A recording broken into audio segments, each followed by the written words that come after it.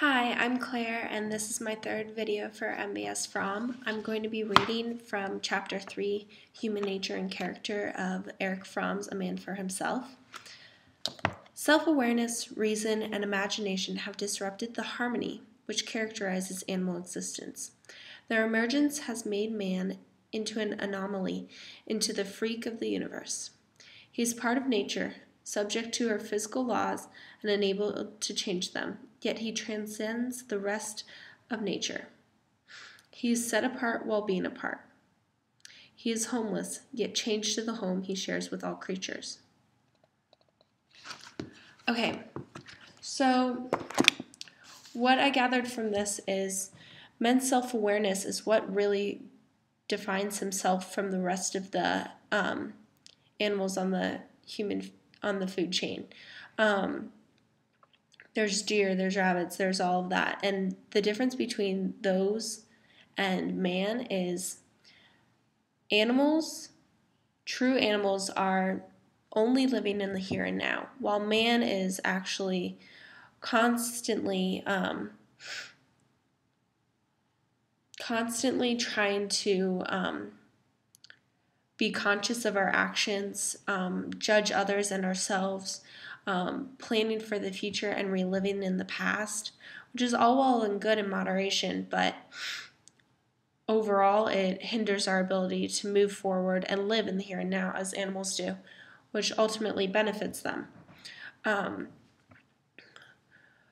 Besides the fact that there's life and death, which each animal's and man experiences, is that our consciousness really affects our decisions and where we're going in life, but it also at times can prevent you from seeking the truth that you see every day. It's the animal advantage is the living in the here and now. They're not thinking about, oh, I had this for breakfast, blah, blah, blah, or, oh, what am I going to do tomorrow? They're living with that moment in time, which is really a beneficial thing, but not necessarily something as man should apply to everything they do. I think everything is good in moderation, and that goes with taking the middle path of life, neither doing one extreme nor the other, being aware but of the here and now, but not unaware of, okay, what's the future in store for me? Because if you were only in the here and now, you might not, for example, applying to college, you might not plan writing out all those essays that we had to do,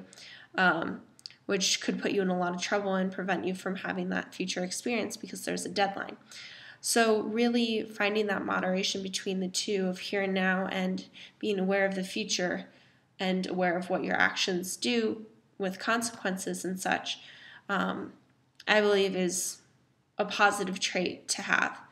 But also with this, reevaluating yourself and how the world works and your actions and the present versus the past versus the future. Also putting into action our awareness of the hierarchy of needs that Maslow created, which at the very top is self-actualization, which is morality, creativity,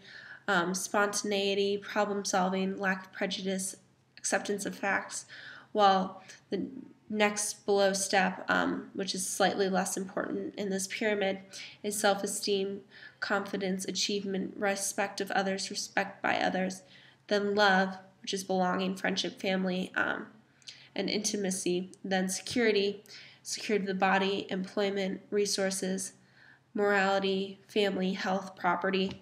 and then at the very bottom, physiological, which is really the basics of nature that is actually a common thing between ourselves and animals, which is breathing, food, water, sleep, homeostasis, and bodily functions and such. Being aware of that and of ourselves and where we're moving in our lives helps us, but there's also that ultimate benefit to embracing that animalistic mind frame of being right here and right now and accepting life as it is, and kind of having that inner hope for the future that you can ultimately learn to understand the truth of your nature and the truth of the world, not being disarrayed or taken off the path of understanding what the preconceptions of life are versus what your true experience is. So after talking about seeking truth and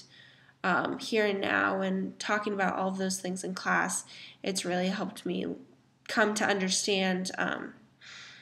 how you should kind of take life and move forward without being completely unaware of what you've experienced, but taking what you've experienced and learning from it and moving forward in a positive direction, so you can try and live a better life that you are proud of and something that you could find others to respect you at. So thanks.